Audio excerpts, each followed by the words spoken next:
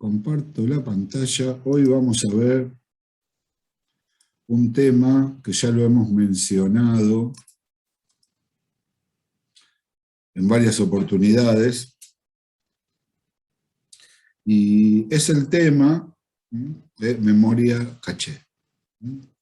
La memoria caché es una solución técnica. No forma parte lógica de la arquitectura de la computadora. Me pueden decir, pero ¿cómo? Todas las compus tienen caché, claro, por supuesto. Pero hay muchos elementos que si bien están en una computadora, no forman parte de la arquitectura lógica de una computadora. Otro ejemplo es el motherboard. Nosotros hasta ahora no hemos visto mothers. El mother es un recurso técnico. Es una placa donde en esa placa se montan una serie de elementos de la computadora para que tenga cierta organización, cierta practicidad. Pero no... Sí, es un elemento de la computadora, pero fíjense, hasta ahora, en todos los gráficos que vimos, en todo lo que estuvimos estudiando, ¿se menciona el mother? No. Porque no es un elemento de la arquitectura lógica de la computadora. La memoria caché es algo similar. Es una solución técnica. Es una solución técnica que existe desde la primera generación de computadoras. Por el efecto weight state de los procesadores, debido a los largos tiempos de acceso de la memoria principal. Nosotros hemos visto, cuando estudiamos memorias, vimos que la memoria principal tiene un tiempo de acceso. Tiempo de acceso, ¿recuerdan lo que era el tiempo de acceso? Es el tiempo que transcurre desde que se posiciona la dirección hasta que aparecen los resultados en las salidas, o sea que puede ser una lectura o una escritura, hasta que se termina de realizar, transcurren una serie de nanosegundos. Esos nanosegundos es el tiempo de acceso, es el tiempo que tarda el procesador en acceder a la memoria, y son nanosegundos. También vimos el ciclo de una instrucción, y vimos que conociendo el equipo, podemos hacer un estimativo del tiempo que puede tardar en ejecutarse una instrucción.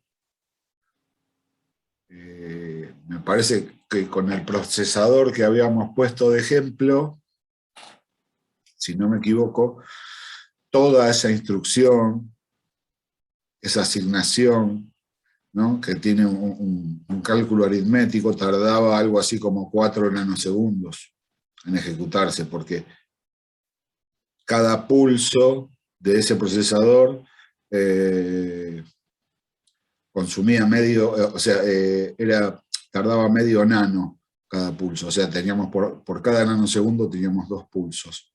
Y al ser 4 instrucciones simples, y cada instrucción consta de 4 partes, es 4 por 4, 16, necesita 16 pulsos. Si el procesador, por cada pulso, por cada nanosegundo, tiene 2 pulsos, o sea que con 8 nanosegundos, se ejecuta esa instrucción. Ahora bien, también vimos tiempo de acceso, y vimos que el tiempo de acceso puede llegar a ser 15, 12, 8, 7 nanosegundos. Y acá tenemos un problema. Tenemos un problema, porque ustedes vieron que para ejecutar esa instrucción que vimos en su momento, el procesador accede un montón de veces a la memoria. Al menos 2 por instrucción. Una vez seguro que es para obtener la instrucción, ahí tiene que hacer una lectura en memoria. Y otra vez puede ser para obtener el dato a operar o para realizar la operación propiamente dicha. O sea que estamos hablando de que por instrucción el procesador accede más o menos 2 veces. O sea, tenemos 4 instrucciones, tenemos 8 accesos a memoria. Si el tiempo de acceso a esa memoria es de 10 nanosegundos, estamos hablando solamente para acceder a memoria de 80 nanosegundos. Entonces, ¿cuánto tarda verdaderamente en ejecutarse esta instrucción? ¿8 nanosegundos u 80 nanosegundos? Bueno, es un número entre los dos. Es un número entre los dos muy cercano a 8, quizás en 8. Quizás en 8. Y eso es gracias a que existe la memoria caché. Y eso es gracias a que existe la memoria caché, que como les dije es una solución técnica, también llamada antememoria. La caché es una pequeña memoria RAM que tiene la diferencia física con respecto a la memoria RAM principal, que como ustedes bien saben, la memoria principal está compuesta por memorias de RAM dinámicas, hecha por capacitores que tienen ese tiempo de acceso. En cambio, la memoria caché, al ser tan chiquita, se puede hacer, es una memoria SRAM, Static RAM, una RAM estática, hecha por transistores, cuyo tiempo de acceso es inmediato. Entonces, ¿qué hace la memoria caché? La memoria caché trata de imitar, trata de simular ser la memoria principal. En sus registros tiene copias de distintas posiciones de la memoria principal. ¿De todas? No, porque obviamente no tiene la misma capacidad la memoria principal y la memoria caché. No hay una relación fija ni exacta entre la capacidad de la memoria principal y la capacidad de la memoria caché. Esto puede variar de modelo a modelo de computadora. Pero se puede decir que aproximadamente la relación de volumen de almacenamiento entre la memoria caché y la memoria principal es de 1000 a 1. Aproximadamente. Aproximadamente. Si yo tengo una RAM de 8 GB, quizás tenga una caché de 8 MB. Pero digamos, no es exacto, no es justo, es más o menos, para que tengan una idea. Es aproximadamente la milésima parte de la memoria principal. ¿Y qué es lo que se copia en la memoria caché? Registros de la memoria principal. Registros. Entonces, cuando el procesador necesita acceder a una posición de memoria principal, primero se fija en la caché. Si está en la caché, no se perdió tiempo y sigue la ejecución de las instrucciones sin pérdida de tiempo. Si se perdió tiempo, o sea, si no se encuentra en la caché, tiene que buscarla en la memoria principal y ahí sí. El procesador se queda latente, en un estado de espera, latente, porque hasta que no se lea el tiempo de acceso y todo lo demás, el procesador no puede hacer nada. Está en un estado llamado wait state, o estado de espera, que eso es lo que tenemos que evitar en los procesadores, porque se viene abajo el rendimiento de las computadoras. Entonces, como dije recién, la memoria caché, también llamada antememoria de un procesador, es una pequeña memoria rápida SRAM, que está entre el procesador y memoria principal. que simula una memoria principal con un tiempo de acceso semejante a la RAM estática.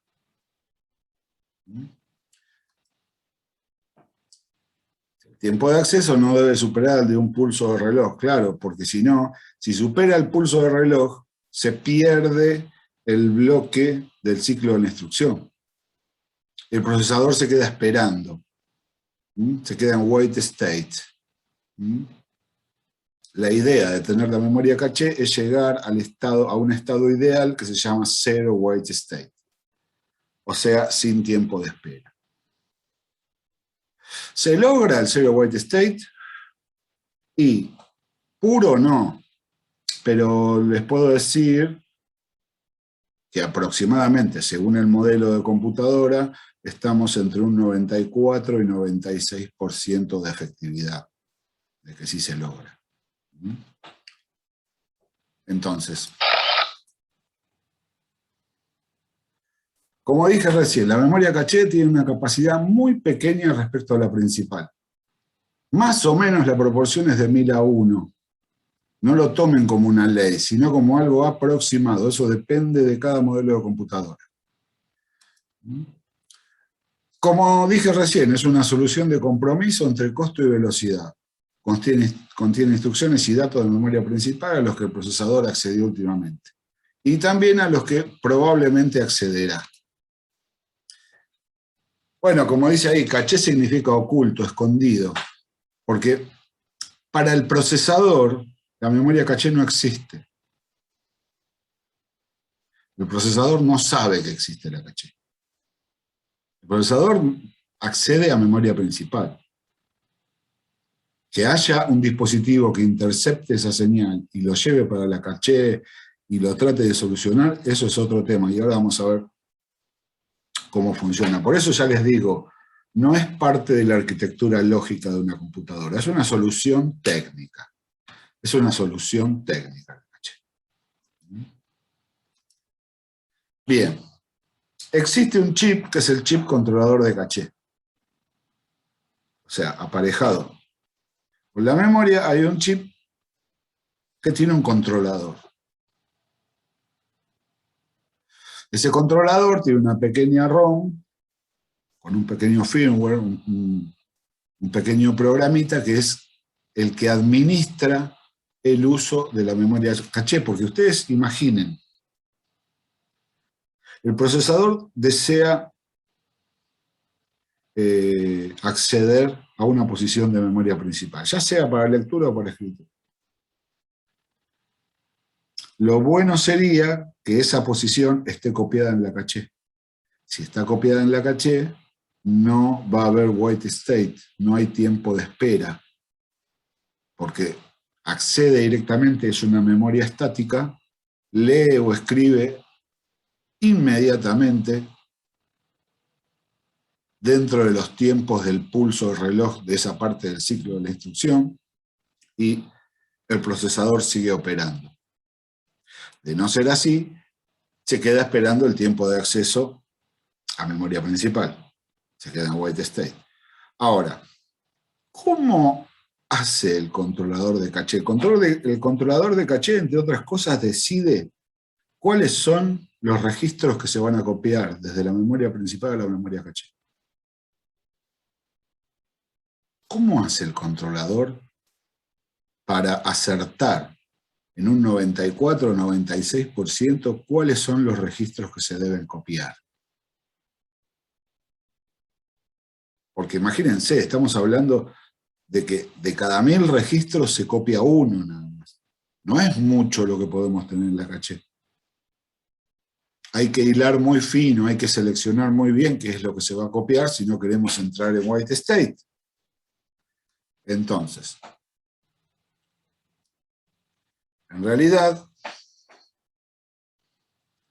el controlador de caché es el responsable de eso a través de una ROM de control que está dentro de ese controlador y que para la elección de esos registros que se van a copiar, el controlador se basa en los criterios de proximidad.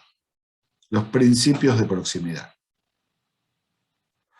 Hay dos tipos de principios de proximidad. Principio de proximidad espacial y principio de proximidad temporal. Entonces, basándose en esos principios, el controlador copia ciertos registros de la principal a la caché. Pero vamos a hablar un poco de los principios de proximidad temporal y espacial. El principio de proximidad temporal me dice que si el procesador accede a una posición de memoria, es altamente probable que en el corto lapso de tiempo vuelva a acceder a ese registro. Por eso, temporal, del tiempo. El tiempo. Si accedió a un registro, seguramente en el corto lapso va a volver a acceder. Ese registro puede ser una instrucción. Ese registro puede ser un dato. Si se está trabajando con una variable, seguramente se va a seguir trabajando con esa variable, con ese dato. O una instrucción. Muchísimas instrucciones están dentro de una sentencia repetitiva. Entonces, si se ejecutó una sentencia, y es muy probable que en el corto lapso se vuelva a ejecutar. Entonces, las últimas posiciones a las que accedió el procesador se copian a la memoria caché. Eso es principio de proximidad temporal.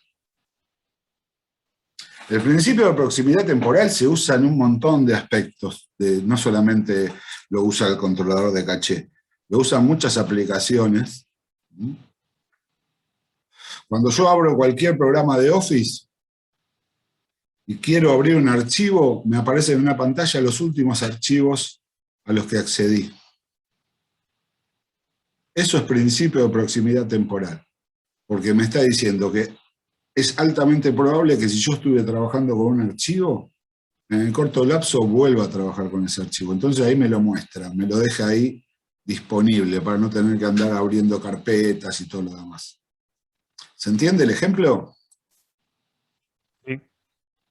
Dice, el procesador accede a una dirección de memoria determinada, en un pequeño lapso de tiempo el procesador accederá a dicha dirección nuevamente. Y ahí tenemos el ejemplo. Y tenemos el principio de proximidad espacial. Espacial quiere decir en el espacio, en la distancia física.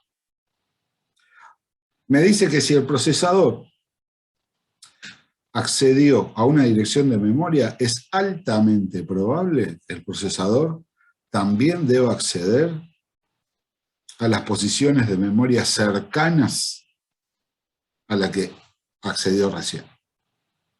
El ejemplo más claro es si esta dirección es una instrucción y seguramente la instrucción que viene va a ser a la que deba acceder después, y están pegadas espacialmente, porque están una atrás de otra, en forma física.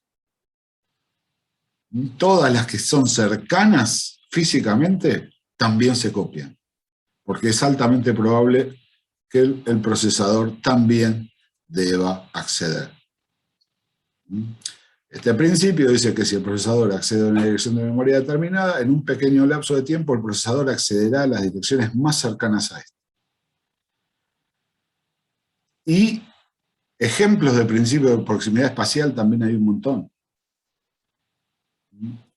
Si yo tuve que acceder a un archivo que está en cierta carpeta, cuando pongo muchas veces abrir, me va a aparecer esa carpeta.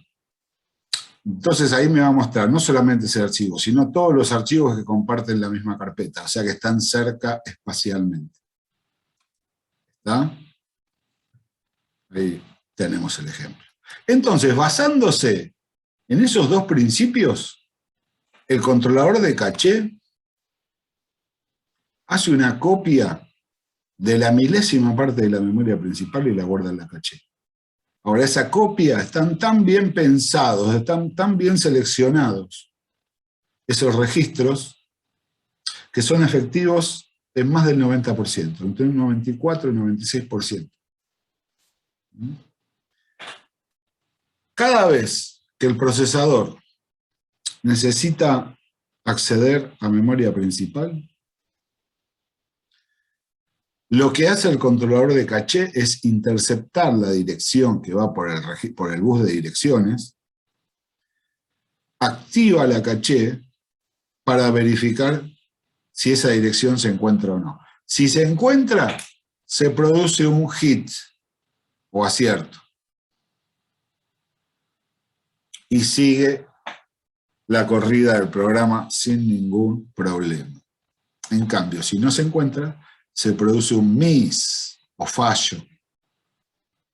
Entonces, el controlador activa LE de memoria principal para que se lea memoria principal con todas las consecuencias que vienen. En realidad, la línea LE que sale de la unidad de control, que siempre la dibujamos apuntando a la memoria principal, esa línea LE no va a la memoria principal. Lógicamente sí va, pero de hecho, físicamente, la línea LE va hacia el controlador de caché. Y desde el controlador salen dos líneas LE. Una que apunta a la caché y otra que apunta a la memoria principal. Entonces, ¿para qué LE va al controlador? Para que el controlador pueda interceptar esa dirección de memoria.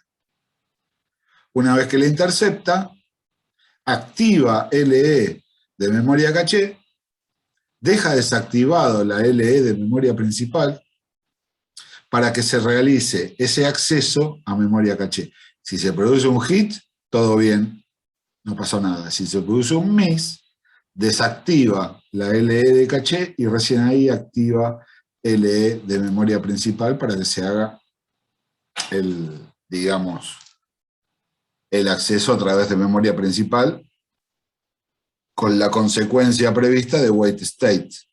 El procesador se queda en estado de espera.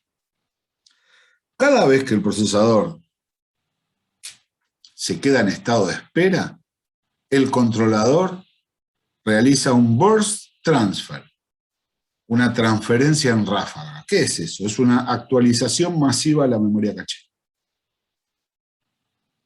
O sea, tuvo un error, actualización. Y hace una transferencia masiva de memoria principal a la caché, siempre utilizando los principios de proximidad temporal y espacial. Así es como funciona la caché. Ahora lo vamos a ver en una animación, con un gráfico. ¿Preguntas? La verdad que no, profe, está bastante bien. No, ninguno. Bueno, buenísimo. Es un tema, a mí me encanta ese tema.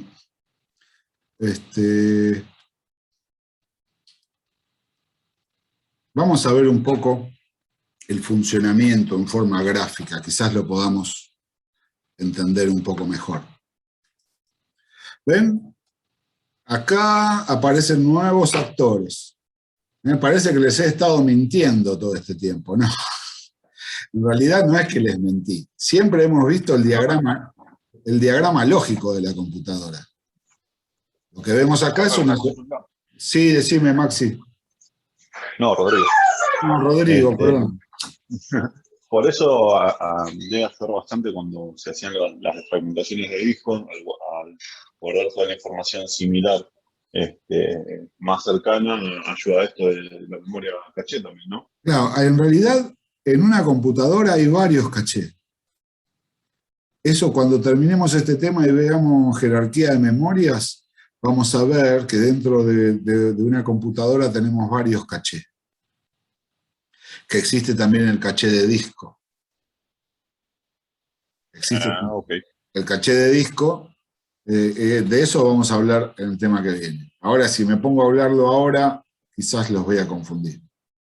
Fíjense, a ver, ¿qué cambios estamos notando? La línea de direcciones, como ven, toma dos rumbos. Uno sobre la caché y otro, como ya lo conocemos, sobre la principal. La línea de datos tiene una conexión directa con memoria principal y tiene otra a través de la memoria caché. Acá tenemos la memoria caché. Acá tenemos el chip controlador de caché. Y como pueden ver, la línea LE en realidad apunta al controlador. Y desde el controlador surgen dos LE, la LE de caché y la LE de memoria principal. Entonces, ¿cómo funciona esto? A ver, la LE se pone en 1, quiere decir que se va a hacer una lectura. La dirección viaja por la línea de direcciones y es interceptada por el controlador de caché.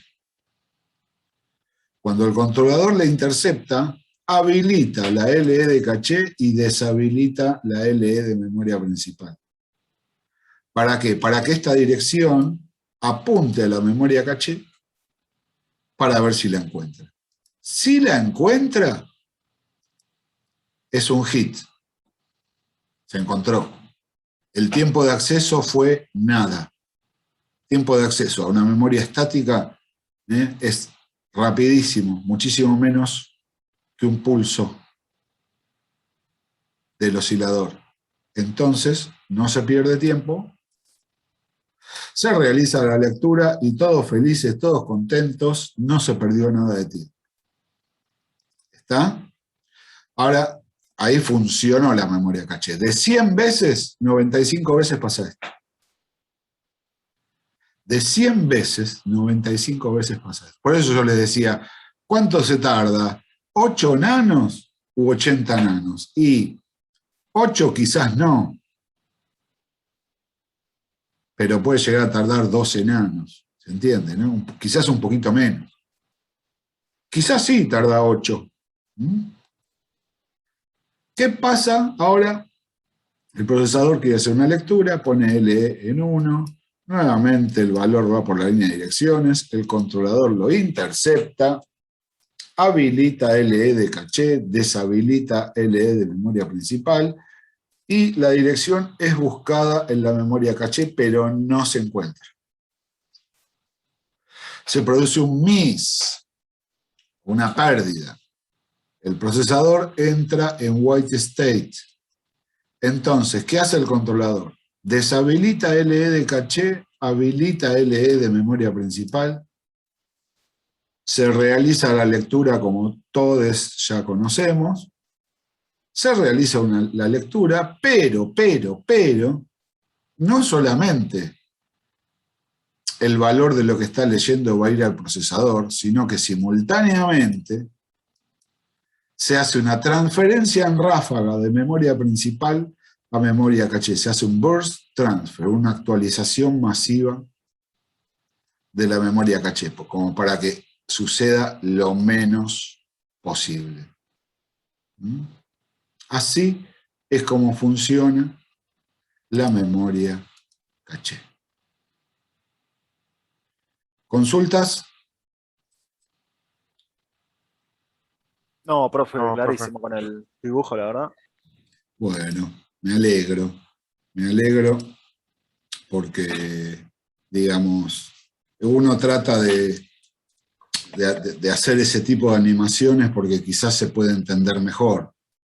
Una cosa son solamente las palabras y quizás viéndolo gráficamente uno lo puede visualizar Sí. mejor. Igual el profe lo explica tan explícitamente que hasta uno se lo puede imaginar con lápiz y papel. Bastante directo. Bueno, sí, gracias. Sí, yo me acuerdo cuando lo tenía que explicar con pizarrón, con tizas de colores, era un poco más trabajoso. Pero ya hace años que me hice estos PowerPoint que yo, en la presencialidad, siempre estoy con el proyector. Siempre estoy con el proyector explicando todo. Profe, ¿no nos quiere explicar estructura de datos mejor? Por favor, profe, de verdad, por favor. No, ¿Quiere que llore? Lloro. no quise agarrar la estructura de datos, me la ofrecieron a mí. ¿Por qué? Hubiera Y- cambiado la vida. Ah, es un tema personal, igual está todo bien. Todo bien, pero a ver, no puedo, porque ahora tengo los dos algoritmos, los dos talleres y más simulación, más esta, más la otra, o sea, no me puedo dividir en 20 partes. Pero bueno, el muchacho que está en estructura de datos es un egresado del instituto, cursó conmigo a distancia. Sabe un montón de programación, hasta donde yo sé, pero bueno, creo que Pero una cosa es saber de programación y otra cosa es saber explicarlo y todo eso, la dinámica y la didáctica, etcétera, es otra cosa, me parece a mí. sí, yo entiendo lo que dices, entiendo. Bien. Entiendo. Yo cuando empecé no era ni, o sea, no digo, ahora todavía tengo muchísimo por aprender y todavía yo soy consciente de que hay muchas cosas que puedo mejorar. Pero si yo veo al Roberto del año 97, cuando empecé a dar programación en las primeras clases, mamita, pobres mis alumnos. Pobres mis alumnos. Y encima eran ex compañeros muchos, porque yo me había recibido hacía menos de 6 meses, o sea que fui profe de ex compañeros, les tuve que tomar parciales, finales, muy incómodo, pero bueno, nada. Gente, nos queda un temita re cortito, y con esto ya cerramos hoy. Y Un minuto, profe. queda menos de un minuto. ¿Qué les parece si salimos, entramos, y es un tema de 10 minutitos más? ¿Está?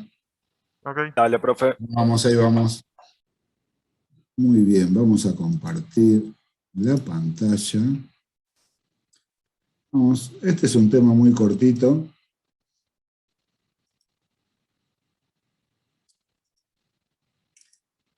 Y es el de jerarquías de memorias en un sistema general.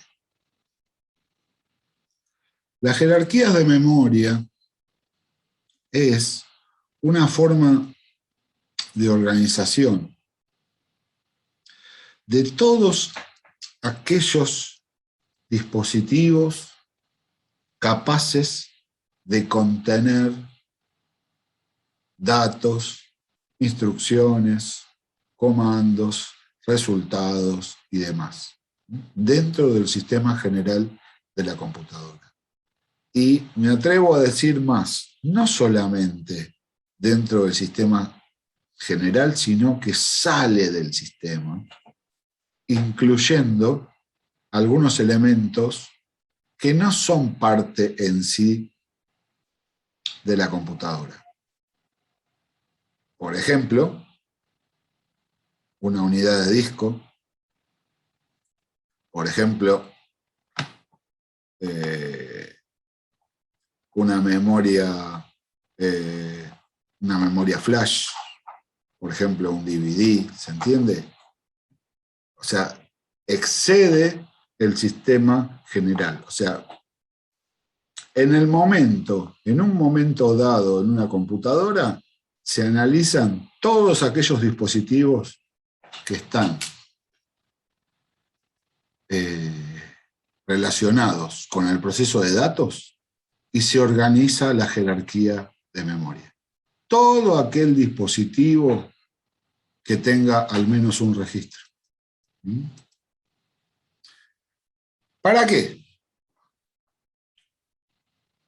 Para optimizar todos los tiempos de acceso a todos estos sectores. Se organiza lo que se llama la pirámide de memoria. En realidad no es una pirámide, es un triángulo, pero se le dice pirámide de memoria, donde en la cúspide de esa pirámide se encuentran aquellos dispositivos que más interactúan con el procesador. Y a medida que vamos descendiendo, van a ir apareciendo los dispositivos que menos interactúan con el procesador. Y como ya les digo, vamos a incluir todos aquellos dispositivos que tengan registro. Todos, incluso los soportes físicos, como un disco rígido, como qué sé yo, una memoria de USB, lo que sea, un pendrive. Entonces, para la organización de la pirámide de memoria se tienen en cuenta 4 variables: capacidad, tiempo de acceso, frecuencia de acceso y costo por byte. Lo que vamos a notar es que a medida que nos acercamos a la cúspide, la capacidad es menor. El tiempo de acceso también es menor, o sea, se accede más rápidamente. La frecuencia de acceso es mayor. ¿Qué significa la frecuencia de acceso? Es la cantidad de veces que el procesador accede a ese dispositivo en un tiempo dado. Por ejemplo, por segundo. ¿Cuántas veces accede el procesador a ese dispositivo por segundo? Esa es la frecuencia de acceso. Y el costo por byte es un simple cálculo tomando el costo del dispositivo, se divide por la cantidad de bytes que contiene ese dispositivo y ahí sale un costo por byte. Y a medida que ascendemos la pirámide, el costo por byte es cada vez mayor y mayor y mayor. ¿Cuál es el elemento que está en la cúspide de la pirámide de memoria? Como pueden ver, los mismos registros internos del procesador. RI, RDI, IP, AX, todos RE, todos los RDA, todos los registros del procesador son los que están en la cúspide. La capacidad es mínima, porque son unos pocos registros. El tiempo de acceso es inmediato, porque están ahí, están en el procesador. La frecuencia de acceso es total, pues se está accediendo todo el tiempo a estos registros. Y el costo por byte es altísimo. Dividan lo que cuesta un procesador por esos pocos bytes y estamos hablando de mucha plata. Después tendría que venir la memoria principal. Pero como hemos visto recién, existe la memoria caché.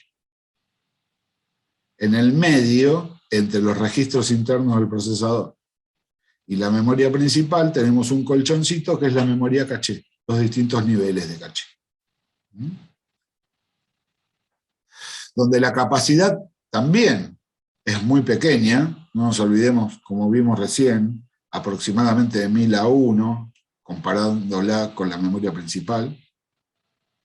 El tiempo de acceso es inmediato también. La frecuencia de acceso es muy alta. Y el costo por byte también es muy alto. No tanto como los registros internos, pero también una caché. Si nos ponemos a analizar la cantidad que almacena, es muy alto el costo por byte. Entonces, ¿qué es lo que hace este colchoncito, esta caché que está acá? Imita, simula ser el dispositivo que está debajo de la pirámide en cuanto a su capacidad, pero imita al dispositivo que está arriba en cuanto a su tiempo de acceso. El objetivo de la memoria caché es que el procesador acceda a los registros de la memoria principal como si estuvieran ya en el procesador. ¿Está?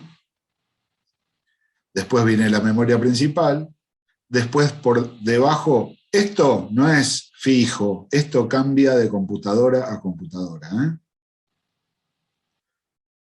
Después tenemos el disco rígido. Y fíjense, entre disco rígido y memoria principal existe otro colchoncito que se llama caché de disco rígido, el famoso caché de disco. ¿Qué es el caché de disco? Es un pequeño sector de la memoria principal que trabaja hace el mismo trabajo que la memoria caché entre el procesador y la memoria principal. Este caché de disco hace el mismo trabajo entre el procesador y el disco rígido. Imita tener la capacidad del disco rígido, pero es verdaderamente mucho más pequeño. Se copian solamente algunos sectores del disco rígido. También tiene un controlador que para hacer esa transferencia lo realiza con los mismos principios de proximidad espacial y proximidad temporal que hemos visto hace un rato. ¿Y qué es lo que trata de lograr el caché de disco? Que el procesador acceda a algún archivo del disco rígido en los tiempos en los cuales accede a memoria principal. Y uno dice, ¿pero cómo? Acceder a memoria principal es wait state. O sea, el tiempo de acceso a memoria principal es alto. Sí, es alto. Es alto a comparación de esta parte de la pirámide, pero a comparación de esta parte de abajo, es muchísimo más chico el tiempo de acceso a memoria principal que al disco rígido. El tiempo de acceso es muy superior.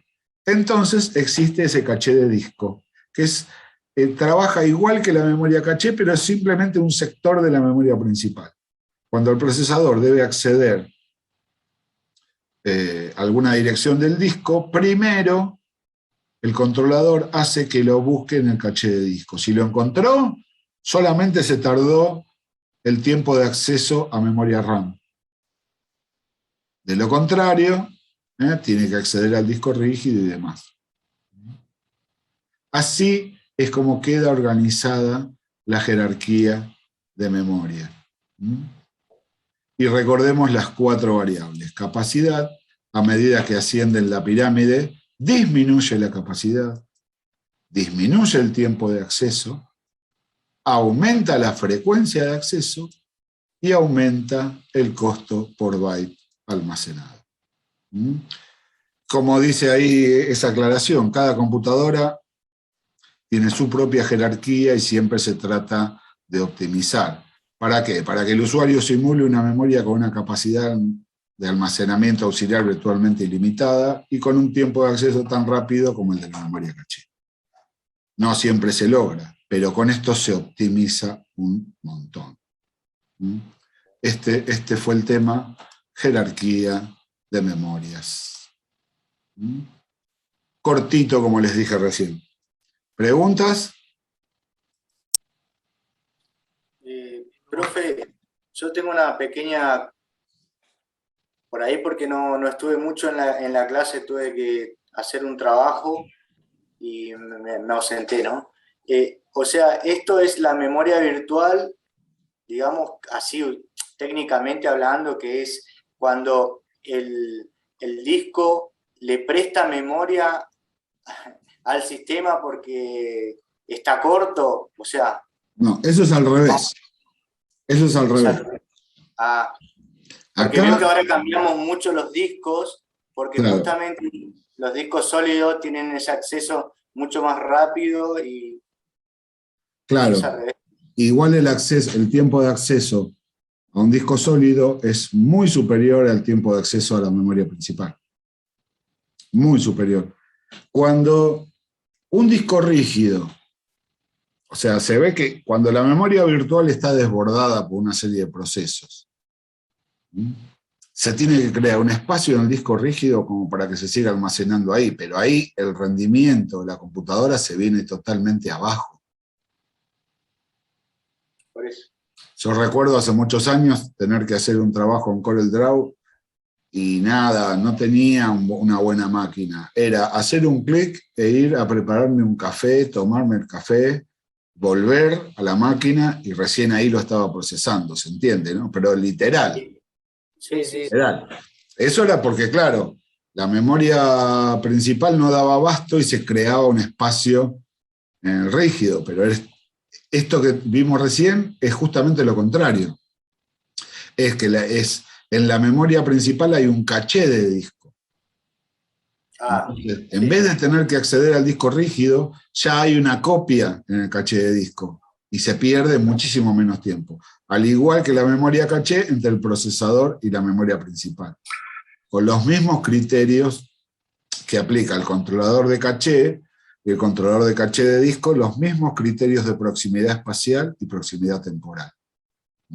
Es como que son colchoncitos, tratando de salvar la rapidez de arriba con la capacidad de abajo. Eso es lo que se trata de imitar. Pero sí, no, lo que vos decís es justamente cuando hay un desbordamiento, todo lo contrario. De ahí el rendimiento de la computadora se viene abajo. Se viene abajo. Exactamente. Bueno, gente, no sé, ¿alguna pregunta más? ¿Quieren hablar del parcial? Sí. Sí, sí. Bueno, si les parece bien, les voy a mostrar el que tomé en el primer cuatrimestre. Bueno, ¿Para qué? Para que tengan una idea de con qué se pueden llegar a encontrar. Obviamente no voy a repetir estas consignas, porque se las estoy mostrando ahora, pero más o menos van a tener una idea, o quizás sí, quizás repito alguna, quizás repito todas. Me decís, no, esto no lo voy a estudiar porque ya me lo mostró el profe. No sé, seguramente no lo voy a repetir, pero bueno. Eso depende de la pasión ya, porque está bueno saber esto. Claro, exactamente, exactamente. Bueno, como pueden ver, este fue el parcial que tomé en primer cuatrimestre. El parcial termina a 20:30, de 18:30 a 20:30, o sea, tienen 2 horas reloj para hacerlo. Y tenía 6 consignas nada más. 6 consignas. En este caso pregunté, primero, ¿cuáles son los bloques funcionales del hardware? Y describir los componentes de cada uno. Primera clase, bloques funcionales del hardware, la forma en que se organiza el hardware de acuerdo a su función. Entrada, memorización, procesamiento y salida. Entrada, periféricos de entrada. Memorización, memoria principal. Procesamiento, el procesador, CPU, y salida, periférico de salida. Punto. Eso es todo. No hace falta que me hagan todo un despliegue, un desarrollo terrible. Simplemente son concisos. Esto es tal y tal cosa. Listo, ya está. Después dice, grafique el ciclo de una instrucción y explique brevemente cada bloque. Cuando les digo grafiquen el ciclo de una instrucción, no les estoy pidiendo que me hagan toda la ejecución de instrucciones con el procesador, la memoria, las instrucciones, como... No. Ciclo de una instrucción, 4 bloques. Obtener la instrucción, decodificar, obtener el dato operar, realizar la operación. Vuelve la flechita donde se actualiza IP. Y nada, con una pequeña explicación de qué es lo que pasa en cada bloque. No hace falta, ya les digo, el gran desarrollo. Cortito y al pie. ¿A qué registro debe llegar un dato para ser obtenido por el procesador? Eso me lo pueden decir. Claro, el registro de datos. ¿Se acuerdan cómo hinchaba el profe con eso? ¿A qué registro debe llegar un dato? Al registro de datos. ¿A qué registro debe llegar una instrucción? Al registro de instrucciones. Esta es la pregunta para robar, para decir, bueno, al menos sé que una está bien. Bueno, así todo, hay muchos que se equivocan en esta pregunta. Bueno, ¿qué es la ROM de control? Esta pregunta mucha gente se confunde y me hacen un desarrollo excelente del BIOS. Y yo estoy preguntando otra cosa. Yo estoy preguntando por la ROM de control. ¿Qué es la ROM de control, gente? La que está dentro de la unidad de control. El mismo nombre me lo dice. Ese pequeño programita que va sacando la secuencia de instrucciones para que se puedan ejecutar precisamente las instrucciones. ¿Se acuerdan que salían un montón de líneas de control que lo podíamos deducir como si fuera un valor binario?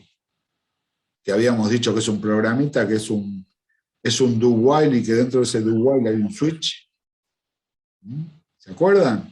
Bueno, obviamente de acá a la semana que viene van a repasar un poco, ¿no? Todos los temas teóricos. Después dice, describa los ports de acuerdo con su función. Ni siquiera estoy preguntando lo que es un port. Registro temporal que sirve para almacenar datos en tránsito, equilibrar velocidades. No, ni siquiera lo estoy preguntando eso. De acuerdo a su función. Port de datos, port de status, port de control. Port de datos, van los dos sentidos, lleva datos e instrucciones desde el exterior del sistema central hacia el interior del sistema central, e información desde el sistema central hacia el exterior, o sea, hacia los periféricos. Port de control recibe comandos provenientes del sistema operativo o del BIOS. Son comandos que va a recibir el periférico asociado. Y el port de status es el que recibe los códigos de estado, es solamente un sentido, desde el periférico hacia adentro. Recibe códigos que son el estado del periférico. Si está funcionando normalmente, si la impresora se quedó sin tinta, si se cortó la conexión a internet, o sea, todo eso genera distintos códigos que se guardan en el port de status. El port de status es aquel que dispara, cuando pasa un evento inesperado, dispara la línea IRQ, ¿se acuerdan? Y hablando de eso, las 6 pregunto, ¿qué son las interrupciones y cuáles son sus utilidades? O sea, ¿para qué se usan? ¿Cuál es el motivo de que existan las interrupciones? ¿Está? Bueno, eso es todo el parcial, el que tomé el primer cuatrimestre. Más o menos va a venir por ahí. No hace falta que hagan terrible desarrollo de cada una de las respuestas. ¿Está? Más o menos viene por ahí. Más o menos viene por ahí. El tema memoria caché, todo lo que vimos hoy, no entra, gente. No entra. Puedo preguntar qué es el Word, qué es el ancho de bus. Puedo preguntar, qué sé yo, diferencia entre sistema general, sistema informático, sistema general y sistema central, las primeras clases. Puedo preguntar sobre el bit de paridad, cuando vimos memoria principal. No sé, hay un montón de cosas, pero más o menos es eso. Lo más importante, ustedes vieron que a lo largo de todo el cuatrimestre yo fui tirando tips, como diciendo esto, recordemos esto, que seguramente un día se los voy a preguntar en forma escrita. ¿Está? Pero básicamente es eso. Básicamente es eso. El parcial, como va a final obligatorio, las calificaciones son aprobado o desaprobado, nada más. No es numérico, porque no es promocionable. Entonces es simplemente aprobado o desaprobado. ¿Está? Bueno, no sé. ¿Ya capturaron pantalla? Bueno, voy a dejar de compartir. No sé, ¿alguna consulta más? Yo por mi parte no, profe. Bueno, el jueves que viene, obviamente, como es el parcial, no va a haber Zoom. Pero yo voy a estar en el Zoom. Yo voy a estar en el Zoom la primera media hora. De 18:30 a 19, yo voy a estar en el Zoom, con cámara apagada, con micrófono apagado, por si alguien está leyendo el parcial y hay algo que no entiende bien qué es lo que me están preguntando.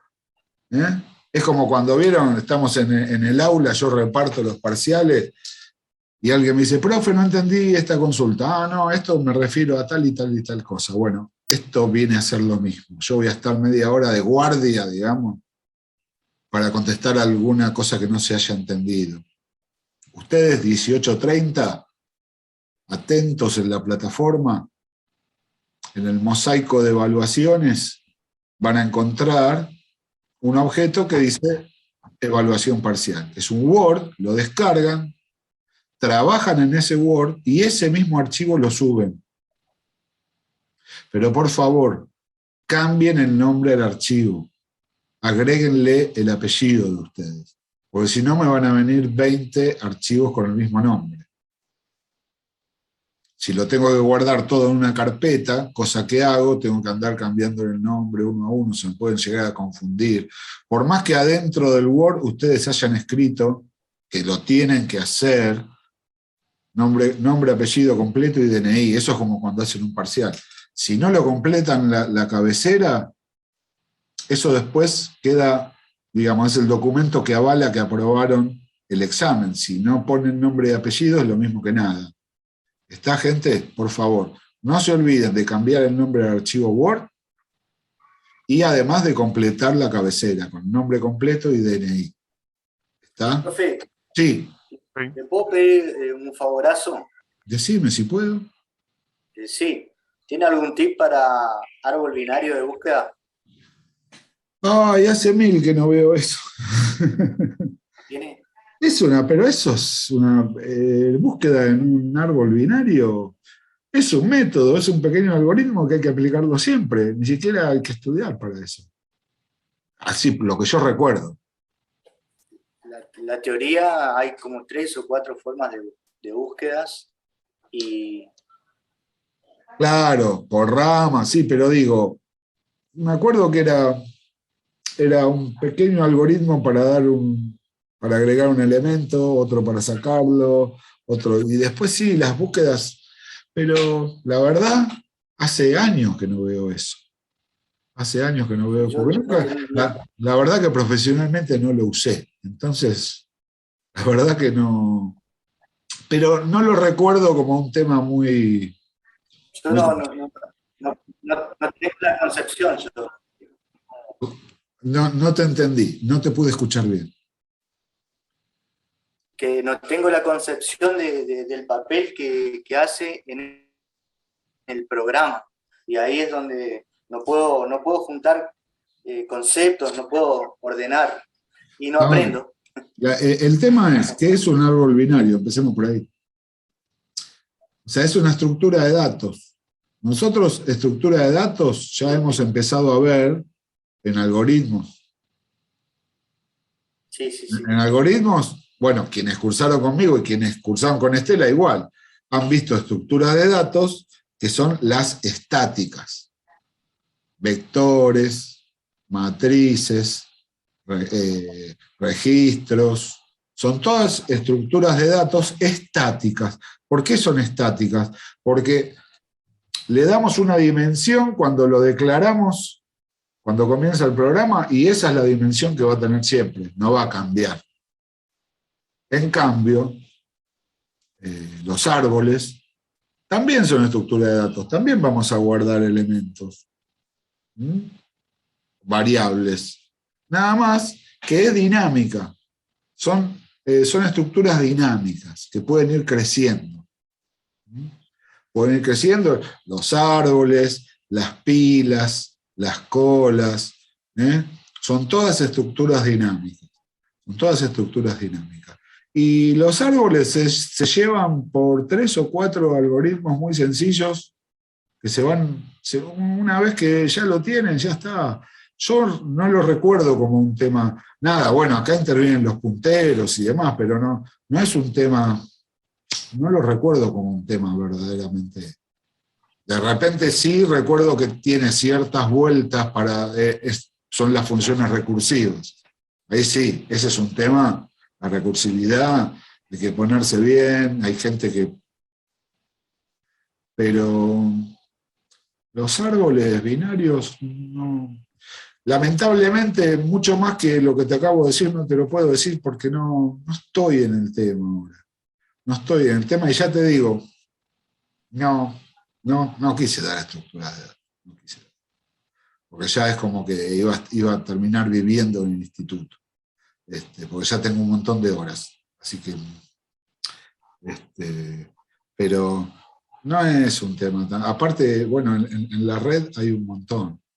En la red hay un montón. Yo no te puedo prometer nada. Si llego a encontrar algunos apuntes de Paula, los subo a la plataforma para todos.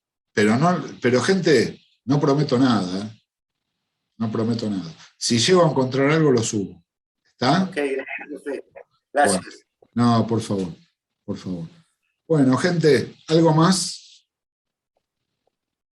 Bueno, les deseo a todos una muy buena semana y todos los éxitos para nuestro parcial y para todos los parciales que tengan que encarar. Les deseo el mayor de los éxitos, gente. Nos vemos. Gracias, profe. Dale, muchas gracias, profe. Chau, chau. Nos vemos. Gracias, profe. Buen fin de... Gracias, igualmente.